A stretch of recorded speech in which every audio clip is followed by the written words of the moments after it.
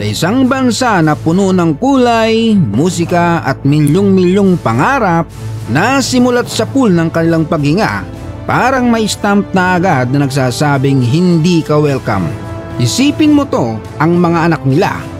Bago pa matutong magbilang o magdasal, tinuturuan na sila na dapat laging nakayoko, laging nasa gedli, huwag malikot, dahil baka marumihan nila ang mga taong nasa itaas nila. At hindi ito pelikula, hindi ito exaggeration. Ito ang buhay ng mga dalit, ang mga taong tinawag pang untouchables.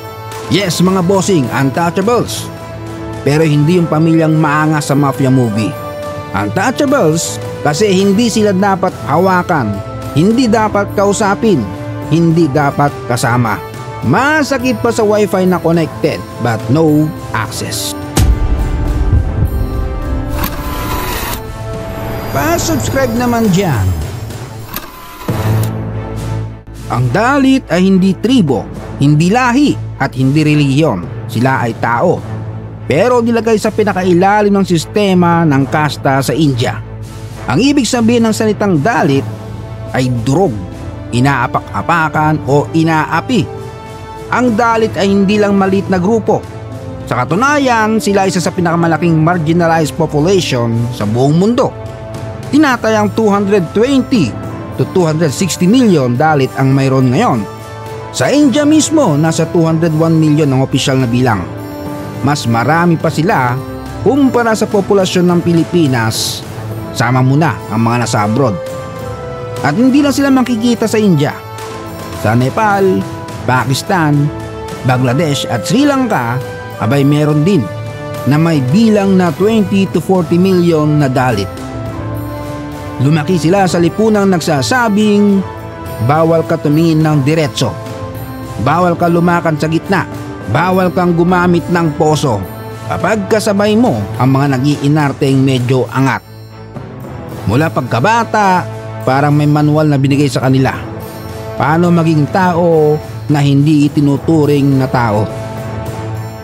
At kahit sa gitna ng trahedya, anak ng tokwa, may diskriminasyon pa rin. Noong 2004 tsunami, yung tipong lahat pantay-pantay na sana. Kasi kalamidad na nga, parehong mga nawalan. Pero guess what? Habang yung ibang pamilya nasa tent na may relief goods, may tubig, may kanin, yung mga dalit nandoon sa tabi ng basurahan. Sa pinakadulo, parang hindi sila biktima, parang istorbo ang dating. Kapag dumating ang truck ng tubig, may kumag pa na magpaparinig na ops, huwag kayong kukuha, madudumihan yan. Mantakin mo yon, kalamidad na nga, may trahedya na nga, pero hindi pa rin pantay ang trato. Ganito palala ang stigma.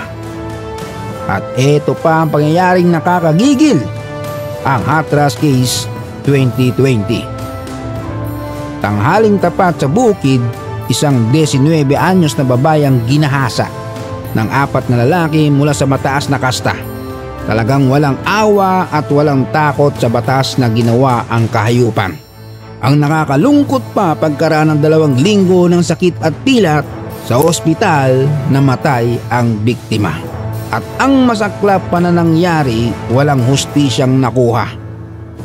Hindi man lang gumulong dahil pinakremate agad ng mga pulis patola kahit walang paintulot ng pamilya. Parang gusto nilang sabihin, tapusin na yan para wala nang gulo. Kaya hindi lang ito krimen, may cover-up at may diskriminasyon pang nangyari. Kaya naman sumabog ang India sa galit. Isang paalala na kapag babae ka, lalo na kung dalit ka, doble ang impyerno ng mundo mo. Sa tradisyon, lowest of the low ang dalit. Nandyan pero hindi kabilang. Noong unang panahon, abay pinapasuot pa sila ng bell sa leeg. Kung naiisip mo na para silang aso, mali ka bossing. Mas malala. Kasi aso pwede mong yakapin. Sila, hindi. Hindi ka pwedeng pumasok sa parehong templo. Hindi ka pwedeng magbuhat ng tubig sa parehong poso. Hindi ka pwedeng gumamit ng parehong baso sa eskwela. Talagang literal na untouchable. Ituloy pa natin. Alam nyo ba na may mga trabaho sa India na kahit sinong tao ay tatalikuran agad? Gaya ng paglilinis ng dumi ng tao gamit ang kamay, pagkuha ng bangkay, pagkulot ng balat ng hayop, at pagpasok sa kanal na puno ng toxic gas. Guess what? Assigned job ng dalit yan by tradition. Kahit bawal na sa batas, ginagawa pa rin hanggang ngayon at hindi lang basta masama. Nakakamatay ang ganitong trabaho. Every year may namamatay sa paglanghap ng toxic habang naglilinis ng septic tank. Walang gear, walang mask, walang harness. Para kang pinapasok sa abandonadong impyerno. Kahit gusto nilang makatakas, paano? Eskwela pa lang, hiwalay na ang baso. Hiwalay na ang upuan.